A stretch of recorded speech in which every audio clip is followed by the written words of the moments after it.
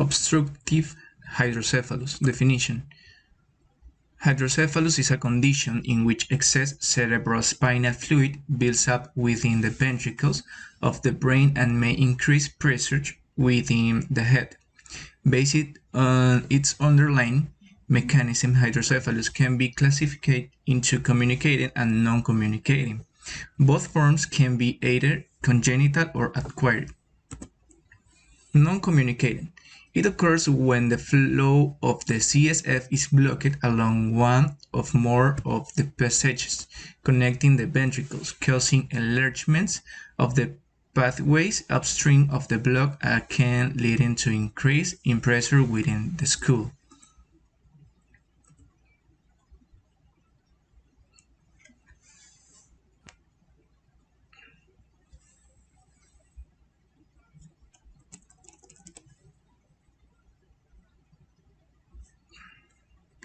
That involves the buildup of cerebrospinal fluid, or CSF, a fluid that is produced in the cavities of the brain known as the ventricles. CSF flows through and around the brain and spinal cord and is eventually absorbed into the bloodstream. It serves a number of functions, including acting as a cushion, delivering nutrients, and removing harmful substances. Hydrocephalus can occur due to excess production of CSF, impaired reabsorption of CSF into the bloodstream, or a blockage in the is mainly classified as either communicating or non-communicating. Communicating hydrocephalus does not involve a blockage in the ventricular system. Non-communicating hydrocephalus involves a blockage and is the most common cause of hydrocephalus. Hydrocephalus can be present at birth or it can be acquired later in life. When CSF accumulates in the ventricles, this causes the brain to become enlarged. The increased brain size can lead to increased pressure in the skull, which can lead to the compression of the brain and a variety of symptoms, some of which may be life-threatening. When hydrocephalus occurs in infants, their skull is more capable of expanding, so their heads often become enlarged, but there may be more time before the onset of other symptoms. In adults, however, the skull does not generally expand, and symptoms may appear more quickly. Treatment for hydrocephalus involves an attempt to drain the excess CSF, and often this involves using a cerebral shunt. A cerebral shunt is a plastic tube connected to a catheter. One end of the catheter is placed at the site of increased pressure in the ventricles, and the other is often placed in the lining of the abdominal cavity. CSF is diverted.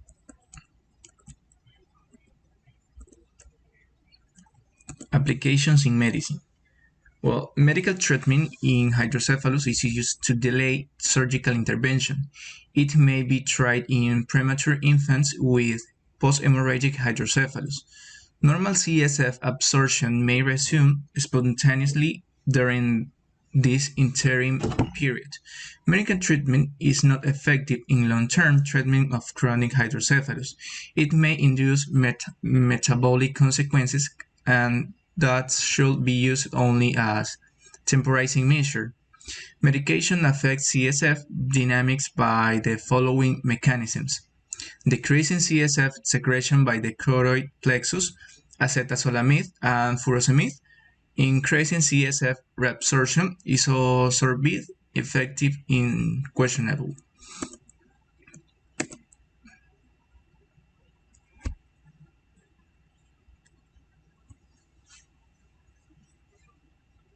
Krista Mayuri's 68-year-old mother was having memory problems and her walk was different. Then she fell.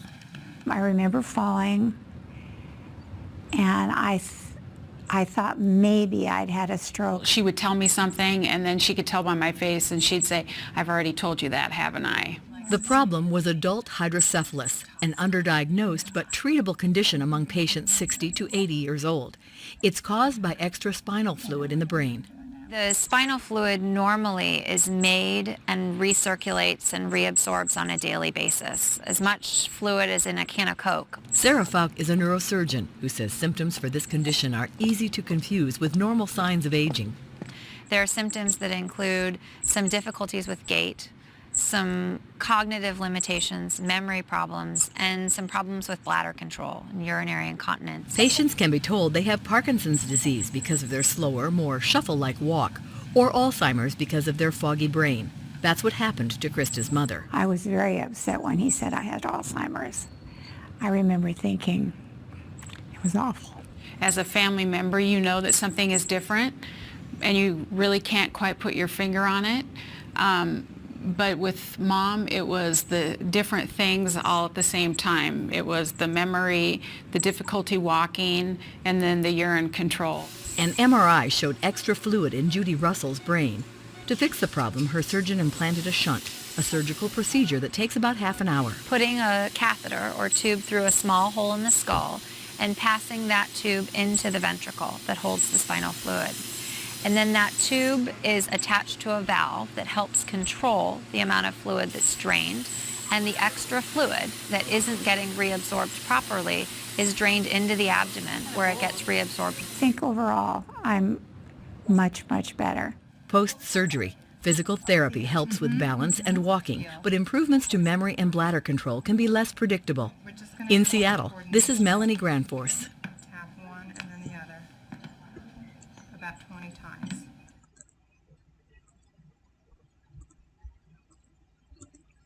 Pros and cons. Shunt therapy. Pros. A shunt redirects cerebrospinal fluid from the nervous system to another area of the body. This technique allows the brain's large ventricle to return to a more normal size in an effort to relieve the symptoms of hydrocephalus. A shunt is designed to regulate the amount, flow direction, and pressure of cerebrospinal fluid out of the brain's ventricles. Provide an easy way for your healthcare team to get cerebrospinal fluid sample with a valve reservoir. Cons. Unlike most surgical procedures in which the risks are highest during the operation itself, most of the common problems associated with shunting can to occur at a later time. The most common complications with shunting are obstruction, infection, and overdrainage of cerebrospinal fluid.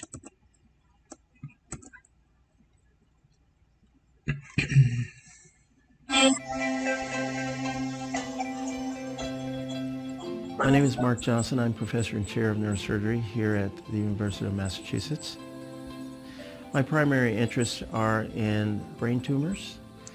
I take care of patients who have brain tumors, and my research interest is in understanding why these tumors develop and in trying to come up with better ways to treat them. I also have an interest in adult hydrocephalus.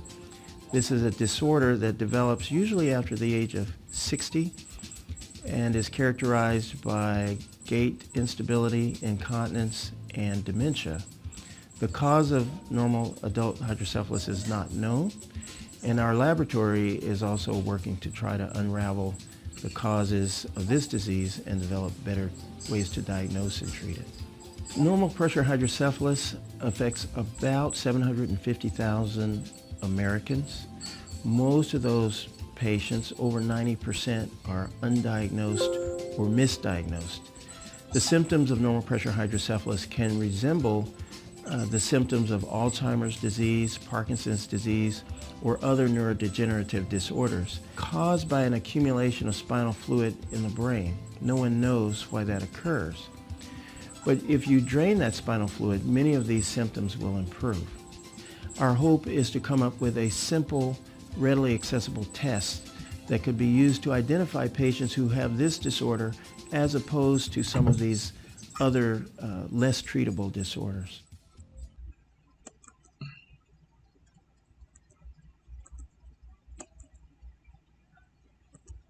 Issue applied in Ecuador. In Ecuador, from 2001 to 2007, there were 875 cases of hydrocephalus in children, giving us a prevalence of 37.7.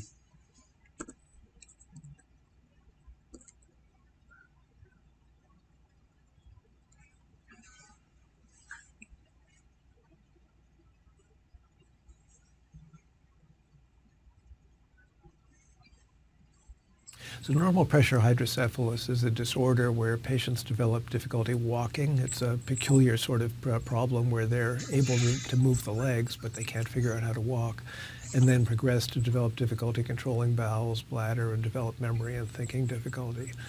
It seems to come about when the fluid-filled spaces in the brain enlarge, what are called the ventricles, and it can be treated by putting a plastic tube called a shunt into the ventricles.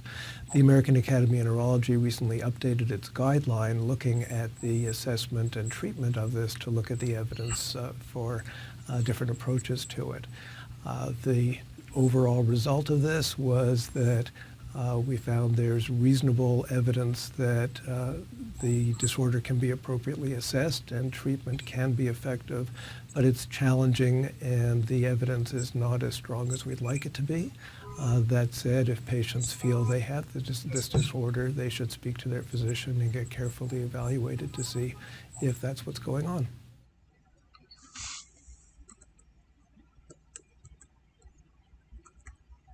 Well, the conclusion is hydrocephalus is a complicated condition to diagnose, and treatment options are limited. Current long-term treatment options are restricted to surgical intervention, including shunt placement and ETB. Even if the underlying disease state, such as an infection or tumor, is resolved, most patients will require surgical intervention and long-term follow-up.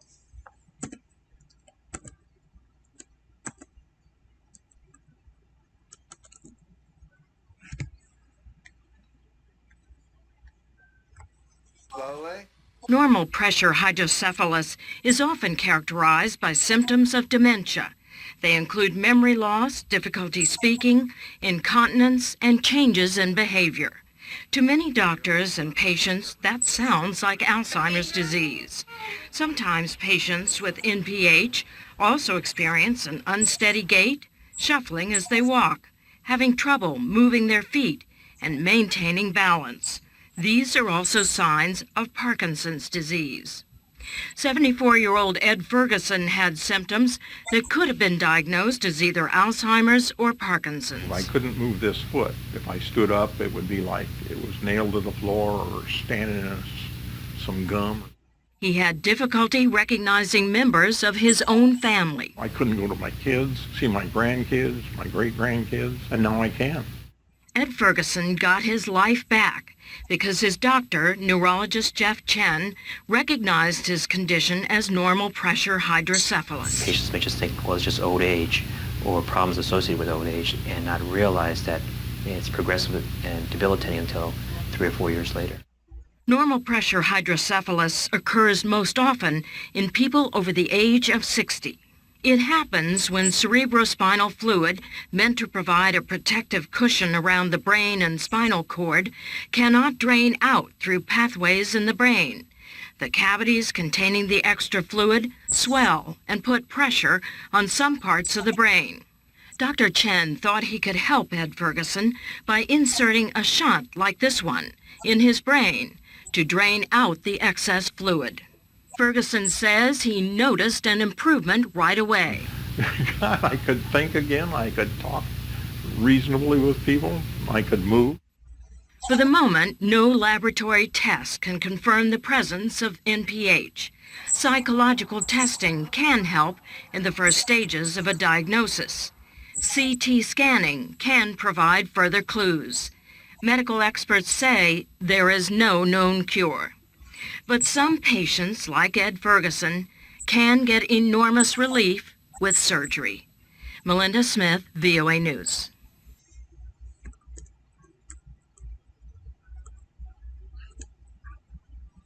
Thanks.